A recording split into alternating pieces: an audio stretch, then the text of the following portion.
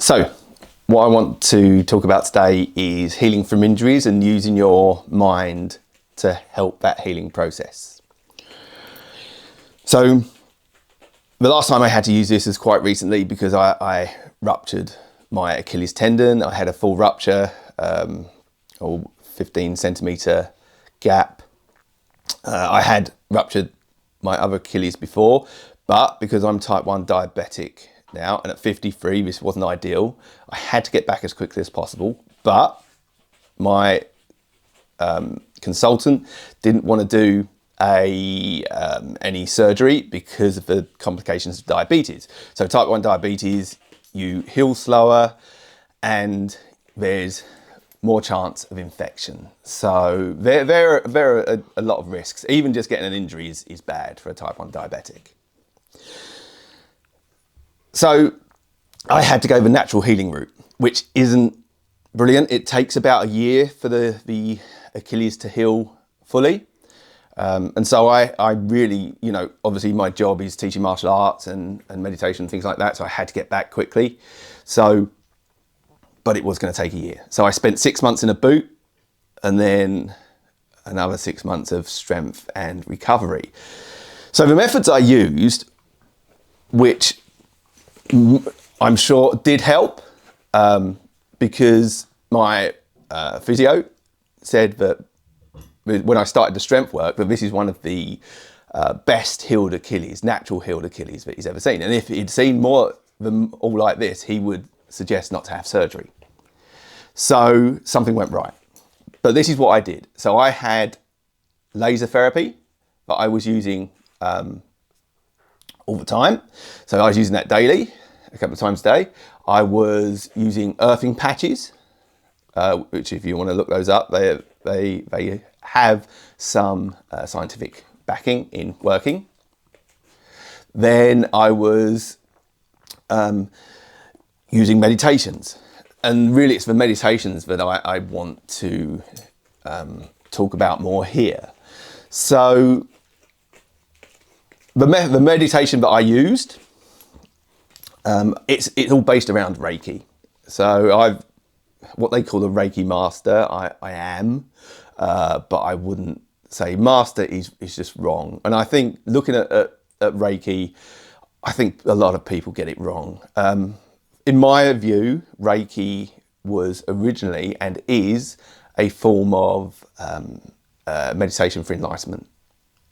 I think it got hijacked at some point as a healing method because of the modern day or modern world things that it brings. So, if someone found that it helped them heal, or they could heal someone else with it, back in the day, and everyone goes, well, that's really it's what it's good for. And I disagree. I think it does help you heal, but I will explain why I think that is. So if you don't know what Reiki is, it's supposed to be a hands-on healing, energy healing system. As I say, I think it's meditations for enlightenment. So my view of Reiki goes along with really all that science has found about Reiki. So the only thing it's ever proven, from what I understand, from what I've read, is that when someone is doing hands-on healing on someone else with Reiki, both people go into a meditative state. They link brainwaves, and which I think is interesting in itself. Now, why I think that's important is why I think Reiki works, and why I think the mind is so powerful, why meditation works. So if you consider that for us to heal, we need to be relaxed. Our nervous system has to be working well, because that's what heals us. So this is why sleep is so important and rest is so important after injury or after exercise and things like that. So that ability to go into a meditative state and relax is the first thing that I think really helps. The other reason is, and I got this idea from a book many years ago by Dr. Larry Dossey, which is called Healing Beyond the Body. Now, what they found was that intercessory prayer, if you take all of the experiments done on it over a period of decades, but it's around 1,000,000 to 1 that it's luck. Now, how true this is, how good these experiments were, I don't know. But it did seem to have some impact. And this is the same, I believe, with Reiki. I believe with our subconscious, which is so powerful. So if we can speak to our subconscious, get into a meditative state, speak to our subconscious, and have a positive intent, that we can make a powerful move in our body to start healing ourselves. And so how would that work? Well, let's look at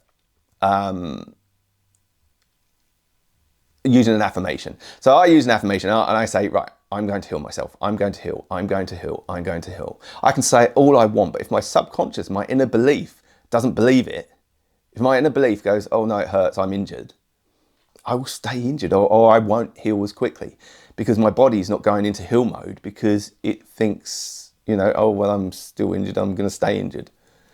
Whereas if we can speak to our subconscious and go deep into meditation, tell our subconscious, and through Reiki, we're focusing on that area, sending energy. Now, I see energy as a key point here we're sending our thoughts and processes, like intercessory prayer, our thoughts, our deep thoughts into this, and sending whatever we need to send there.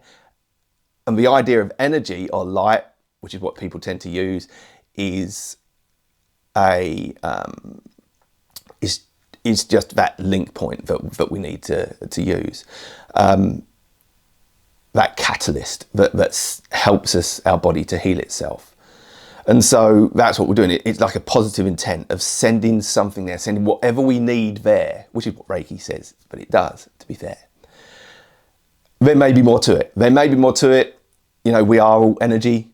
We are all atoms and space. So there may be more to it. We know we can affect how atoms move and this kind of thing. So there may be more to it. I don't know. But this helps me. So using it as a catalyst to get my body to heal itself is what I was using. Now, I also used the ideas from the Silver method, which is I use more powerful visualizations to go into the cells and visualize the cells healing and visualize the muscles healing, the tendons healing. And this does take looking up and understanding anatomy, but I find it's more powerful. It boosts my Reiki. So in a real way, that's why I feel that it works. Now, so once I got to the stage where I'd done most of the healing and I had to go into the strength work, again, this is where the mind came in, because I had to go back into my yoga and Tai Chi. So the problems that you find with this kind of thing, the problem that you'll find I found especially when starting having to walk on the ankle again, is my brain and body didn't want to, because they knew I was injured. And this is what happens. Our brain and body won't do something that we think might hurt us, even if they know that it may cripple us for the rest of our life. So I see this all the time when I'm teaching, that people quit. And the reason they quit is because their brain and body don't want change. Their brain and body hate change. They think if it hasn't killed us yet, we're okay. Even if what we're going to do is going to make us better. It's a bit like stretching. Stretching really hurts. Our body stops the stretching, causes a stretch reflex, causes a bit of pain, and you stop. That's it. And then you don't go anywhere. And our brain and body will do that all the time. And the same with an injury. So when I was first starting to walk on it, I noticed, yes, I'm limping. I'm trying not to put my weight on it. And even when I thought I was starting to walk properly, I could feel that the difference between what I had on my good ankle and my right ankle was completely different. And that's the key, because if I wasn't able to look and see that, this is what physio does. The physio will do this. He'll go, yeah, you're leaning onto one side. You need to sort that out. And so I was doing that consciously. This is what I teach in Tai Chi. So I had to take my Tai Chi mind. I had to put my mind into my foot and very slowly step and feel what the difference between the good leg and the bad leg and what the differences were. And then try to even them up, slowly even them up so that I could walk more naturally. Because when I started, I was limping side to side, trying to stay off of that ankle. So that's the story of the healing, really, and that's why the mind is so powerful. So I've recovered pretty well. I've still got a lot of strength to get back at. Jumping now is the thing I'm working on, and moving more explosively, because the year's up now. So I was only allowed to do any kind of explosive work and start slowly after the year, because then it should be fully, or it's going to be as healed as it's ever going to be. So there we go. So use your mind in the best way, and you will heal. But don't quit, because what will happen is your brain will say, and it will make you quit, because it will tell you, oh, I don't feel like it today, or it feels sore today, or it's not going well, I'm not getting anywhere.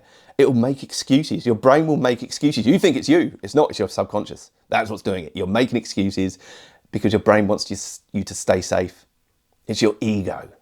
And so you've got to put it out the way and slowly go into the now. This is where meditation takes us. So that feeling my foot each time, even if it's a physical move, I'm using my mind to make sure that I'm placing it properly and feeling every little movement that's happening there, so that I can make it the same as the good leg. And I'm putting the same weight in both in the same way, even though my mind was screaming at me to stop. My subconscious hated it, but I still did it. And this is why I get so disappointed when people quit, because that's what's happened. They'll end up telling themselves, oh, I'm too busy to do it, or I'm too tired to do it, or I'm not getting anywhere. It's all excuses. It's your subconscious giving you excuses. The only people that don't fail are the ones that don't quit. There we go. So if you do Reiki, practice your Reiki. Practice it all the time. If you do any kind of healing meditations, do them all the time. If you do Tai Chi, do it all the time. If you do yoga, do it all the time. Make it part of who you are, and you will heal quicker. Okay, thank you.